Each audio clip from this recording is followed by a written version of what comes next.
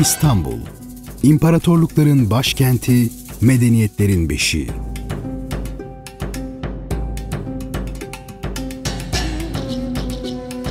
Milattan önce 5000'li yıllarda ilk yerleşimin başladığı, milattan önce 7. yüzyılda bugünkü İstanbul'un temellerinin atıldığı düşünülürse, bu zamansız şehrin ne çok uygarlığa ev sahipliği yaptığı daha iyi anlaşılır.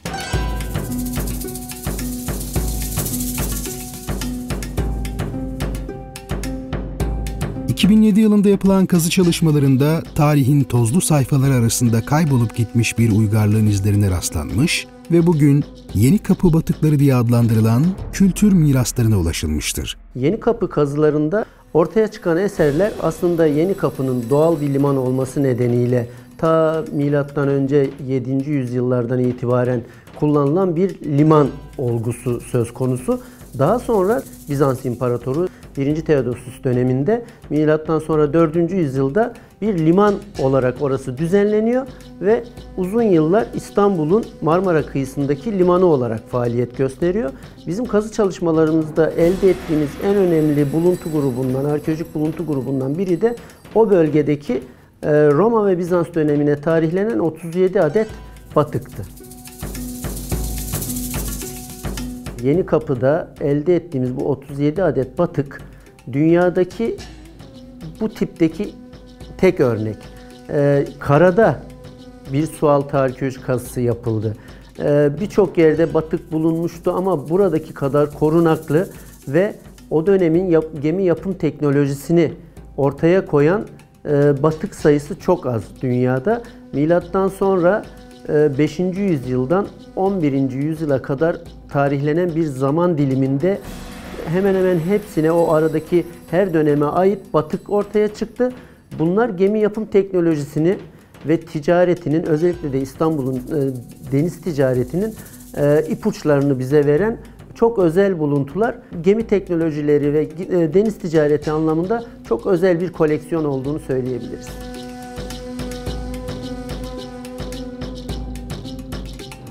Batıkların hemen hemen tamamı yük gemisiydi. Yük gemilerin çeşitli tiplerinden oluşmaktaydı.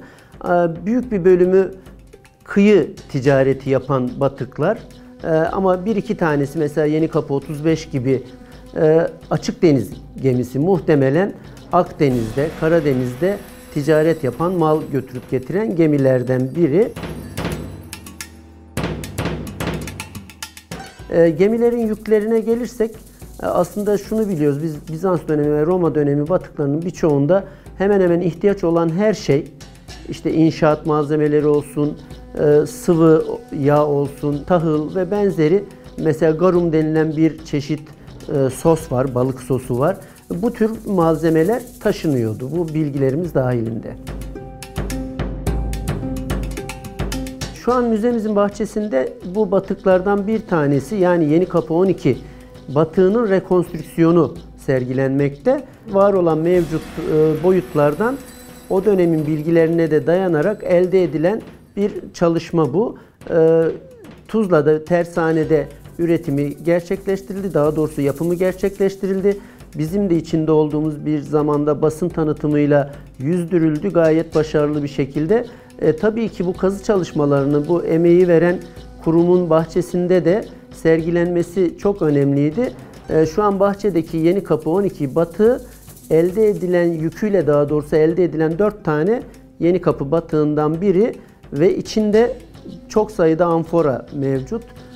Bu amforaların çoğunun Kırım amforası olduğu konusunda bir kanaat ortada. Yenikapı batıklarının apaçık gözler önüne serdiği gerçekle Anadolu'nun denizcilik geleneğinin çok uzun zaman önce başladığı ortaya çıkmıştır. Aradan geçen asırlara, değişen medeniyetlere, hüküm süren farklı imparatorluklara rağmen bu gelenek kaybolmamış ve denizcilik kültürü bugüne kadar gelişimini sürdürerek gelmiştir. Bugün Türkiye'de bir yandan kazı çalışmalarıyla yüzlerce yıllık tekneler ortaya çıkartılırken, diğer yandan modern teknolojinin tüm imkanlarından faydalanılarak dünya standartlarında yeni nesil tekneler üretilmektedir.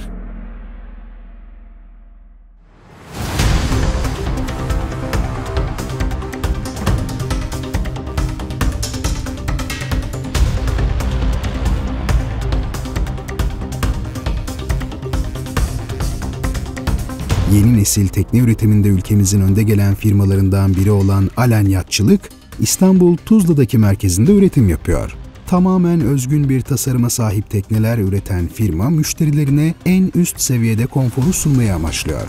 Konfor daha çok önem veriyoruz yaptığımız teknelerde. Sonuçta hani biz zevk teknesi üretiyoruz. Rahat yemek yensin, rahat güneşlensin, rahat kullanılsın. Açık ve walk around dediğimiz konsept. Yani teknenin 360 derece güvertenin içinde yürüyebiliyorsunuz. Bu hem daha güvenli bir seyir sağlıyor hem de tek kişi 17 metre bir tekneyi kullanabiliyorsunuz. Çünkü kaptanın pilotajdan ön tarafa geçmesi 4-5 adım, bir şey atlaması gerekmiyor.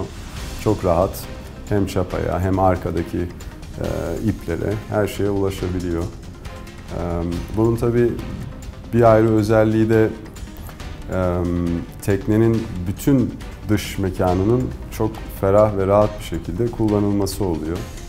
Yani normalde gördüğümüz teknelerde kapalı kokpit dediğimiz insanlar hep böyle arkada, hani 6 kişilik bir masa olur. Orada biraz daha sıkışık bir vaziyette teknelerin keyfini sürerken biz bütün bu 17 metrenin tamamını kullanabiliyorsunuz. Mesela bizim yaptığımız 17 metre Alen 55 dediğimiz modelimiz CE sertifikası 16 kişiliktir. Normalde 55 fit bir teknenin 12 kişilik oluyor. Bu da tabii daha güvenli bir tekne yaptığımızdan.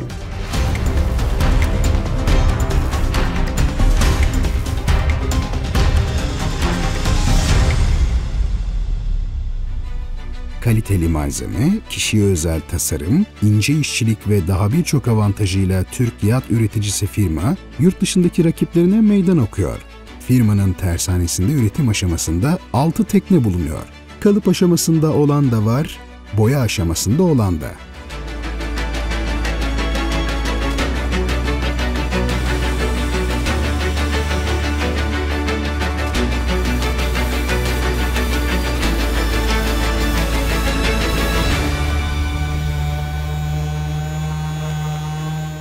Bugünlerde ise tersanede tatlı bir telaş var.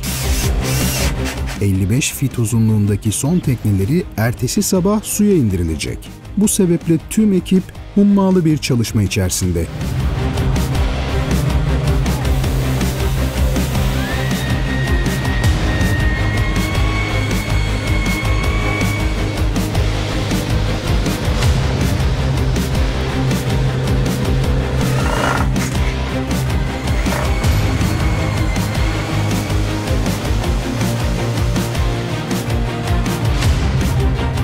Saatler ilerliyor ve tekne üst kısmının montajı için hangardan çıkarılıyor.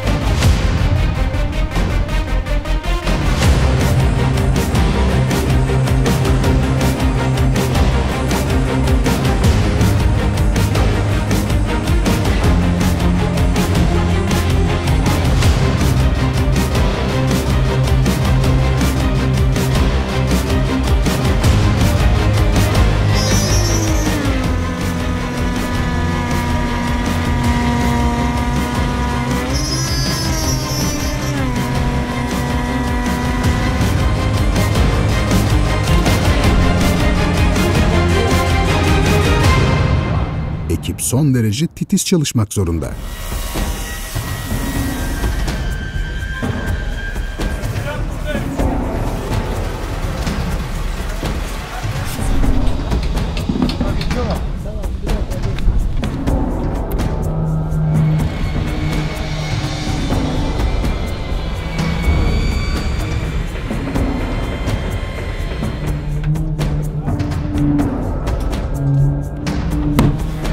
Hava kararıyor.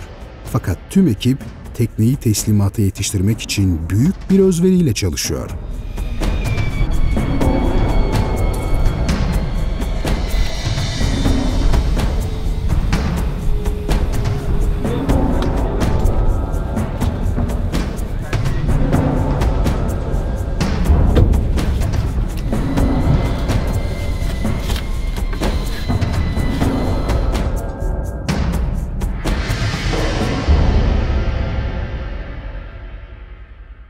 Nihayet saatler gece 2.30'u gösterdiğinde çalışmalar bitiyor. Artık tekne taşınmaya hazır.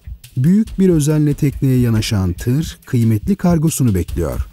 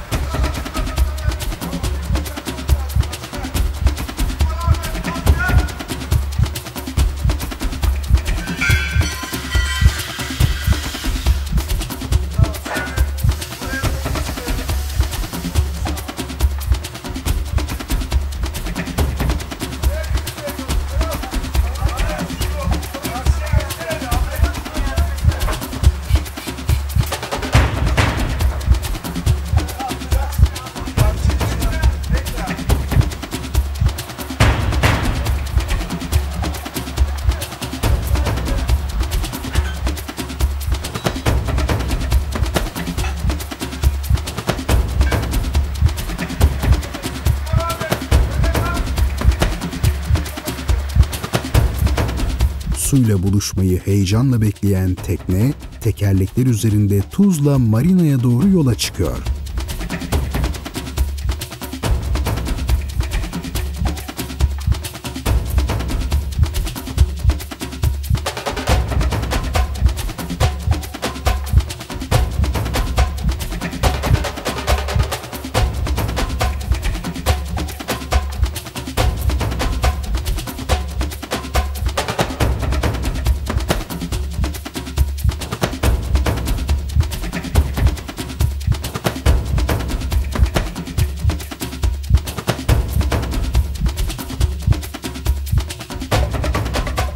Günün ilk ışıkları. İşte o sihirli an. Teknenin suyla kavuşma zamanı.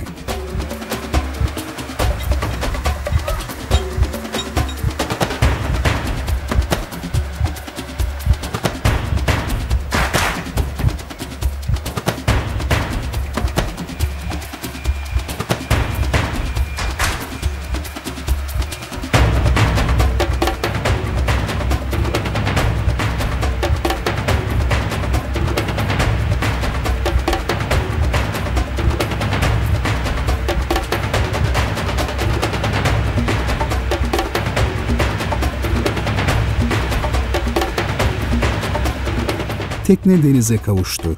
Son testlerin ardından artık teslimat için her şey hazır. Tekneyi sipariş eden müşteri teknik teslim işlemleri için kaptanını İstanbul'a göndermiş. Kaptan tekneyi tepeden tırnağa inceliyor.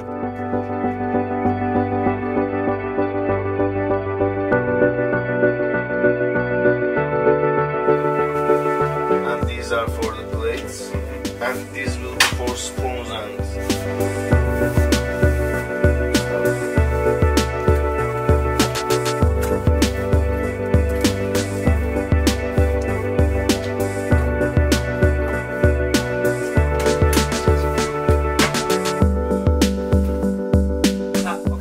We put one because it's ridiculous to put two in such a big space. And then you have two channels, one outside and one inside. So you can, and it's very simple. Any guest can come and go on the Bluetooth.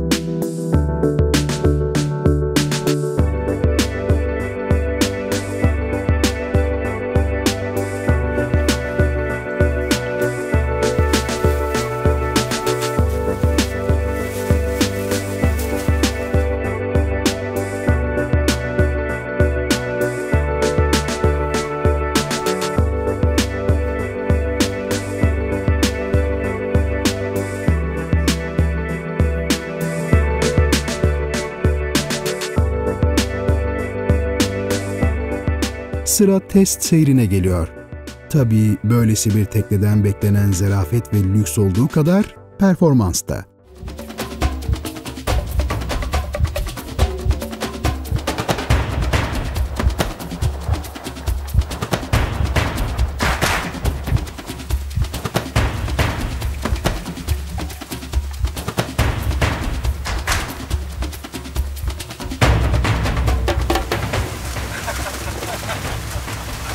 That's the best way.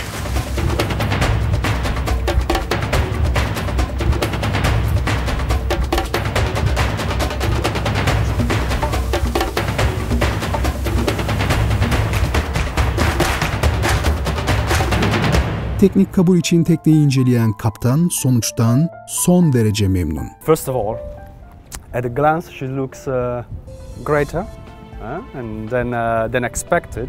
I'm pretty impressed by the level of detailing that the shipyard provide, even without asking. So they absolutely went beyond the expectations. And at sea she behaved very good. The hull shape is great.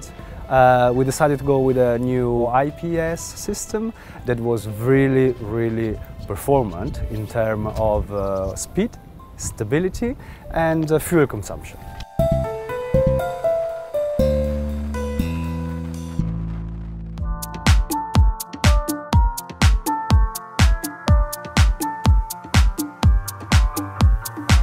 Tasarladığı özel yatlarla deniz tutkunlarına yepyeni deneyimler sunan Su-Marine, birçok sektör temsilcisi gibi İstanbul Tuzla'da faaliyet gösteriyor. Firma, prensip olarak tüm ahşap, mobilya, paslanmaz çelik ve boya cila işlerini kendi bünyesinde gerçekleştiriyor. Bizim konseptimiz şu, biz bir kere ağırlıklı olarak ahşap, işin ahşap tarafını çok iyi biliyoruz diyebiliriz. Bu konuda çok yetenekliyiz, ekibimiz çok usta, çok marifetli. Ama bizi daha ziyade özel tasarım ve yüksek donanımlı ve yüksek kalitede tekneler yapan bir tersan olarak tanımlamak mümkün. Çünkü çelik gövdeli, yani saç tekne de yaptık. Gövdesi saç, üstü ahşap tekne de yaptık. Kompozit teknemiz de var. Tamamen ahşap teknemiz de var. Bunlar esas itibariyle birbirinden çok farklı değil. Ama ahşapı seviyoruz.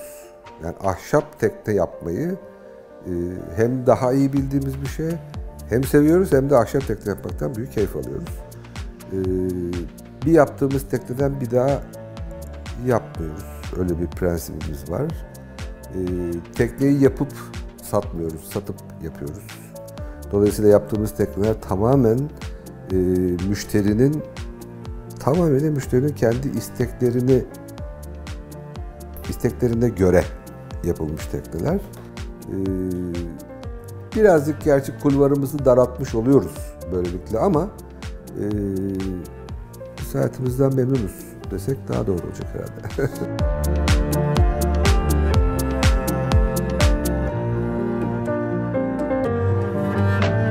Özenli tavrı ve istisnai işlere imza atmasıyla nam salan firma, tamamladığı son projesiyle gurur duyuyor ve dünyaya meydan okuyor. Amerika'da bir firmayla bir işbirliğine girdik. Esas hedefi Amerika pazarıydı.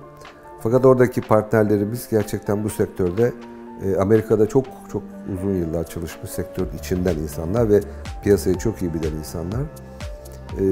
Bize bir proje getirdiler. Proje şuydu, İtalya'da yapılmakta olan 105 metre bir mega yat için 3 tane hizmet teknesi, yani 3 tane tender. Tender diyoruz ama aslında bu tekneler 12'şer metre boyunda. Ana geminin silüetine sahip, üçü de birbirinden farklı amaca hizmet eden 3 tane tekne istemiş. Bu tekneler ana geminin içine girecek, yani vinç kaldırıp gemi yutacak bunları o şekilde. 3 tane vasıta aynı teknenin ama üçünün de işlevleri farklı. Birisi küçük bir süratli yarı açık motor yat, baltabaş. Birisi Venedik taksilerin gibi esinlenilmiş gene baltabaş bir limuzin tender diyelim. Bir tanesi de en ilginci çıkarma teknesi. Yani iri bir jipi ana gemiden karaya çıkaracak. Tabii bunun yanında başka bir sürü fonksiyonları da var teknenin. Bir eğlence adası kurulumu var. Bu çıkarma teknesi bunun ortasındaki tekne oluyor. Başta platformu var. Platformun içinden denize girme merdiveni iniyor. Kıçta bir tane daha bir denize inme kapağı ve merdiveni iç içe. Yanda platformlar açılıyor. Borda kapıları ayrıca açılıyor teknelerden birbirine geçilsin diye. İçeriden masa çıkıyor, katlanıyor. Detay bitmiyor yani. Artı orta tekne yanına öbür ikisini yanıyor, bağlanıyorlar denizde. Orta teknenin 4 tane ırgatı ve demiri var. Ve atıyorum ayrıntı, ondaki müzik sistemi diğerlerinin hoparlörüne kumanda ediyor. Gibi. Ve üstelik bu üçünü aynı aile genetiğinde tasarlanması gerekiyordu. 3 ayrı fonksiyonu. Bunu da ayrı ayrı bunları toparlayabiliyorlardı ama üçünü bir arada böyle tasarlayıp bir yerde yapacak başka bir yer yok dünyada. Türkiye'de bu yapılabiliyor. Bunu vurgulamaya çalışıyorum. Yani bizim imkanlarımız, bizim kabiliyetlerimiz ve yeteneklerimiz bu tür tekneleri de Türkiye'de yapmaya müsait. Ben bu teknelerle dünya genelinde bu sektöre hodri meydan diyorum. Hiç de çekinmiyorum. Varsa bizim sektörümüzdeki tabirler varsa delikanlı gelsin mukayese edelim tekneleri. Ben uluslararası survey'e de razıyım. Gelsinler mukayese etsinler. Gerçekten çok büyük değerlere sahibiz. Sadece Submarine adına konuşmuyorum. Ben sektördeki diğer arkadaşların yaptığı teknelere de dikkatlice bakıyorum. Gerçekten çok güzel sonuçlar çıkıyor. Fakat ne yazık ki bir takım sorunlar nedeniyle de bunun kaymağını biz Türkiye olarak yiyemiyoruz. İnşallah çözeceğiz.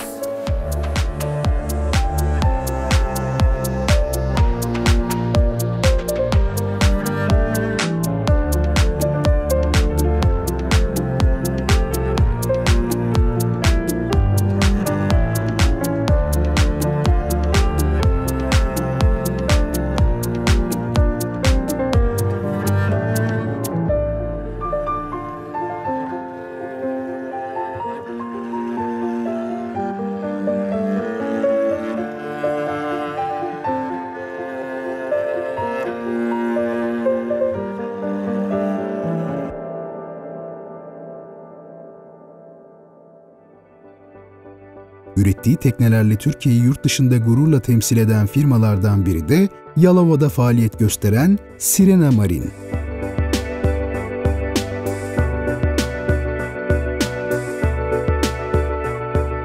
%100 kompozit tekneler üretiyoruz. Azure daha çok performans yelkenlileri, Euphoria daha üst segmentlere hitap edecek yelkenliler. Sirena Yacht'ta görece yeni motor yat markamız.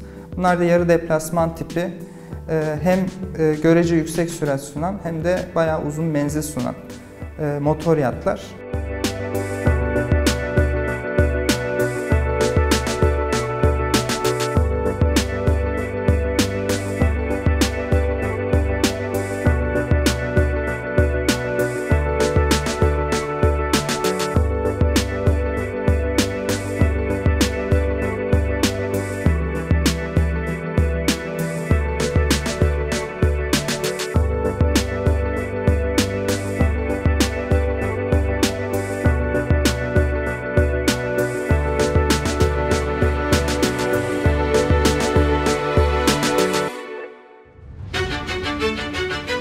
Seri üretim gerçekleştiren firma, yıllık küçük tekneler için 100, büyük tekneler için 40 tekne kapasitesine çıkabiliyor. Biz Türkiye'deki yat üretiminden biraz farklı bir yolu izliyoruz.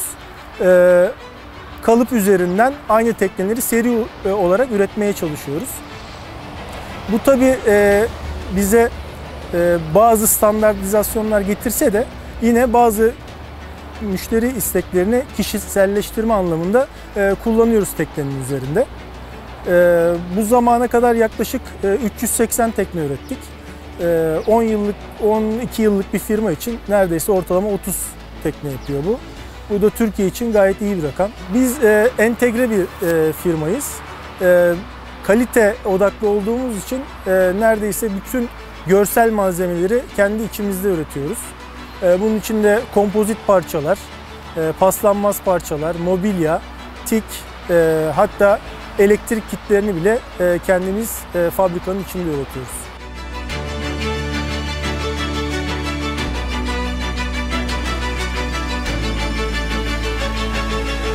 Firma büyük ölçüde kompozit tekneler üretmeyi tercih ediyor. Teknelerimizin ana malzemesi, dış kabuğunu oluşturan malzeme kompozit malzemeler.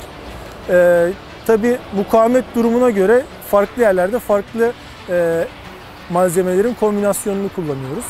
Bu cam elyaf olabiliyor, karbon elyaf olabiliyor, PVC köpük kullandığımız alanlar oluyor. Buna göre farklı malzemeleri farklı yerlerde kullanıyoruz.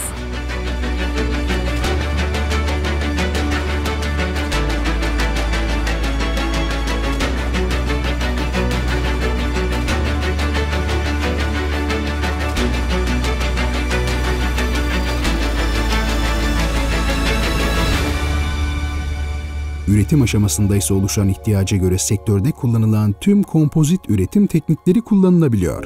Tekne sektöründe kullanılabilecek kompozit üretim tekniklerinin hemen hemen hepsini kullanıyoruz. Yoğun olarak gövde güverte gibi büyük parçalarda, özellikle hafiflik kovaladığımızda büyük ebatlı parçalarda vakum infüzyon kullanıyoruz. Pek çok küçük parçada, bazen ihtiyaç durumunda büyük parçalarda el yatırması kullanıyoruz.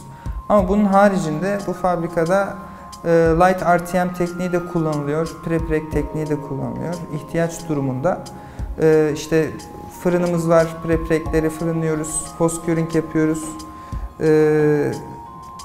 Bir yat üreticisinin ihtiyacı olan aşağı yukarı tüm teknikleri gerçekleştirebilecek yeteneğimiz var.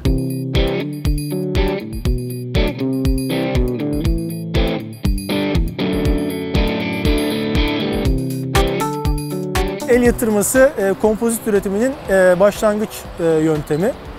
Burada fırçaya sürülen reçine direkt elyafın üzerine uygulanıyor ve kürlenmesi bekleniyor.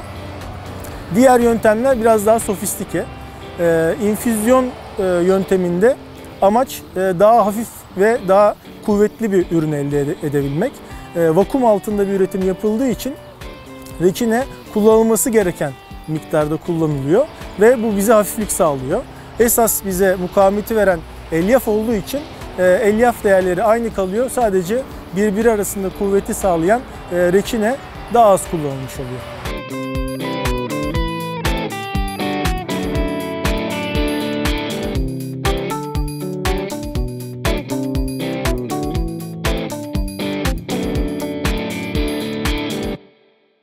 Seri üretim yapan rakiplerine nazaran müşterilerine aldıkları teknede daha çok kişiselleştirme imkanı sunan firma bu özelliğiyle öne çıkıyor. İki farklı kalite çeşidi var. Biri görünen kalite, biri görünmeyen kalite.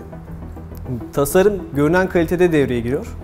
Çünkü müşterinin tekneye girdiği anda ilk gördüğü şey malzemenin kalitesi, tasarımın güzelliği, estetik ve malzemenin zenginliği. İkinci kalite, görünmeyen kalite ise bu ürünün performansı, malzemenin kalitesi, yapılış şekli. Bunlar bir araya geldiği zaman mükemmel ürün oluşuyor.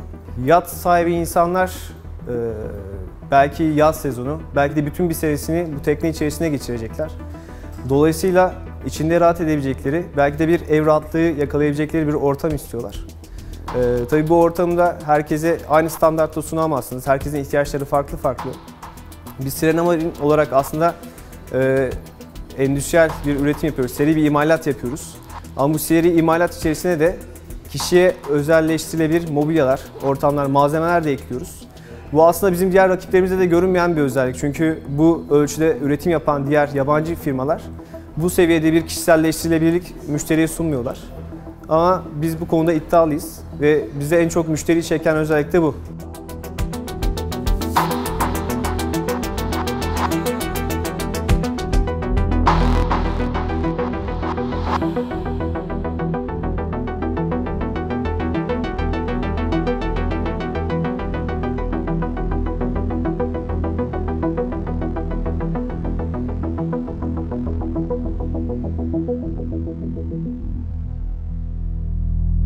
Üretim konusunda oldukça iddialı olan firma sektördeki başarısını daha da ilerletebilmek için Ar-Ge çalışmalarına da önem veriyor. Geniş mühendis kadrosuyla Ar-Ge alanında yapılan yatırımlar, rakipleriyle mücadele konusunda firmaya büyük güç kazandırıyor. Bizim diğer bir özelliğimiz de Ar-Ge merkezi olmamız. Şu an firmamızda yaklaşık 17 mühendis bir fiil Ar-Ge merkezinin içinde çalışıyor. Bunlardan 13'ü gemi mühendisi, 4'ü ise iç tasarımcı. Daha çok mücadele ettiğimiz firmalar genelde yurt dışından. O yüzden bizim mücadelemiz sadece firmalarla değil, onların tecrübesiyle de oluyor.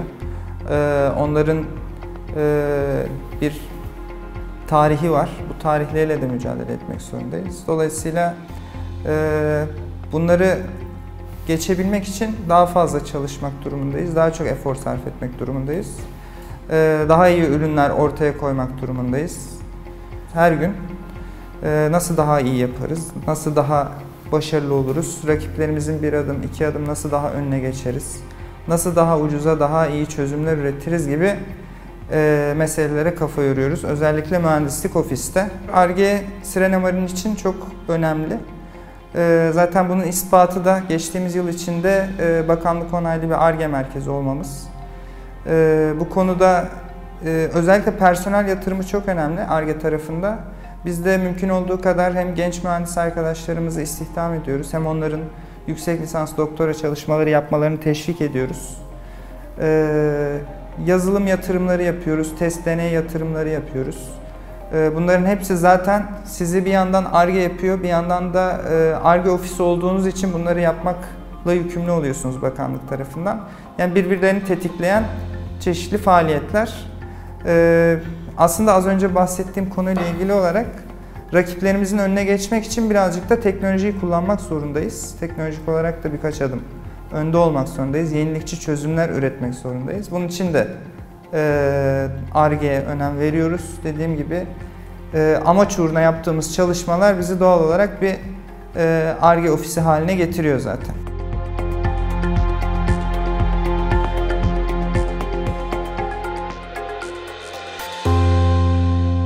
Üretimde son teknikler kullanılırken Türk el işçiliğinin ustalığı elde edilen ürünlerde farkını ortaya koyuyor. Hala usta-çırak ilişkisiyle bize kadar gelen, bizim atölyelerimizdeki üretimlere kadar izlerini hissettiren bazı yaklaşımlar var. Açıkçası ben genç bir mühendis olarak işte bundan 12-13 yıl önce işe başladığımda herhalde bir 6 ay 8 ay atölyeden hiç çıkmamıştım. Orada asıl yapılan fiili işin nasıl yapıldığını en iyi ustalardan öğreniyoruz. Çok yetenekli ustalarla tanıştım bu sürede. Onlardan pek çok şey öğrendik. Malzemenin hani kitaplardaki gibi değil, birazcık da gerçekte nasıl şekillendirildiği, nasıl malzemenin doğasının bize karşılık verdiği ile ilgili çok şeyi görerek, ustalardan dinleyerek öğrendim. Bizim kendimize has bir kaynak finish tekniğimiz var. Türkiye'den başka ülkede benim çok sık rastlamadığım değişik radyüsler, değişik parlatma teknikleri. Onlar müşterilerin veya dıştan herhangi bir gözlemcinin ilgisini çekiyor. Yani yorumlarını aldım müşterilerden. Yahu İngiliz da çok güzel ama Vardevelaların kaynakları da işte sizinki kadar hoş değil gibi yorumlar aldım. Bunlar bizi her zaman bir adım öne geçirecek faktörler. İşte şeytan ayrıntıda gizlidir sözünden hareketle en küçük ayrıntılara dikkat etmeye çalışıyoruz. Ustalık da burada önemli.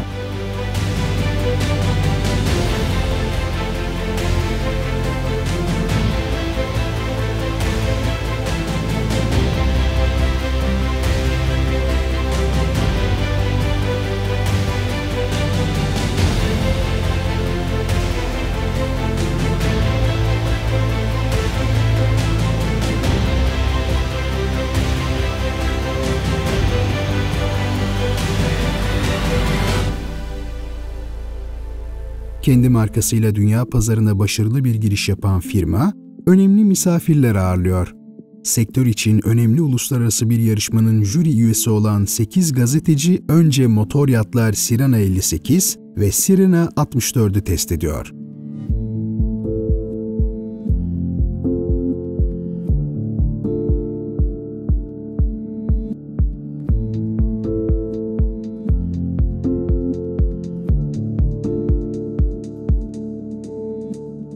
Misafirler test seyrine çıkarak tekneleri tüm ayrıntılarıyla inceleme fırsatı buluyor. Teknelerin gerek teknik kabiliyetleri, gerekse konfora yönelik detayları misafirlerin gözleri önüne seriliyor.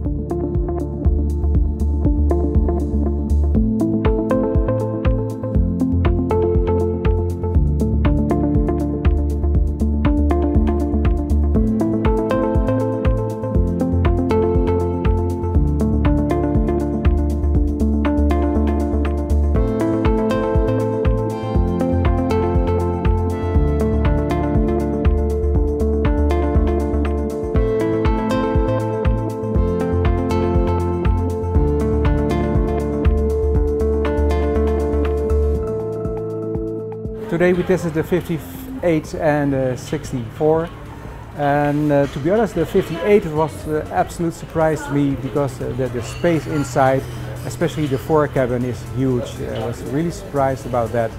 Moreover, it's very innovative.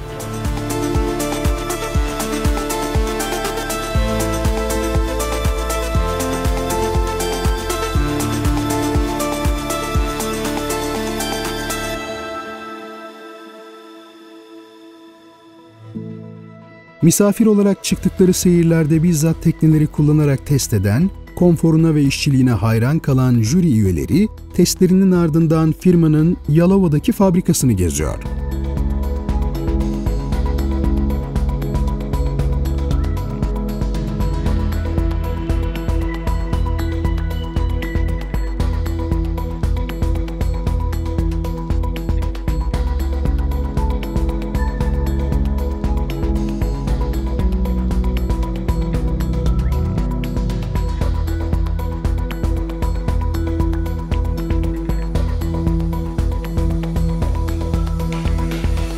Her detayı dikkatle inceleyen jürinin tesis hakkındaki görüşleri de oldukça olumlu.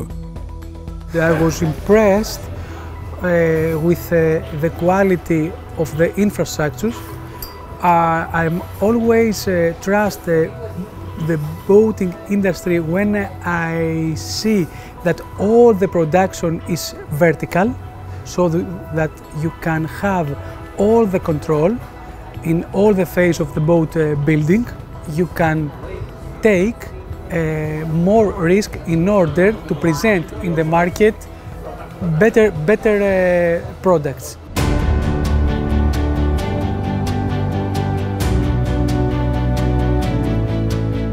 Dünyada hızla zirveye doğru yol alan Türk yat inşaat sektörünün gelmiş olduğu nokta, yabancı profesyoneller tarafından da takdir görüyor. What I see here in Turkey is that people are devoted to their job, and when you compare it to some European yards, people just working because they are getting paid for it. But here in Turkey, the craftsmen love their job, and that's what you see in the result, the end result.